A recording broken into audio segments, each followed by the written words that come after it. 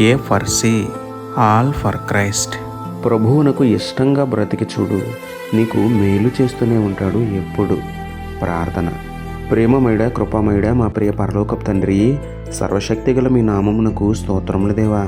అయ్యా, మీకు ఇష్టంగా బ్రతకలేకపోతున్నాను, నన్ను క్షమించండి. మీ దృష్టికి యోగ్యంగా బ్రతికేలా నన్ను మార్చండి నాయన. లోక సంబంధమైన వాటి పట్ల ఆసక్తి విడిచిపెట్టి మీ పరిశుద్ధ వాక్యంపై అధిక దృష్టి పెట్టి వాక్యానుసారం జీవించే హృదయమాలు మెండుగా పుట్టించండి తండ్రి.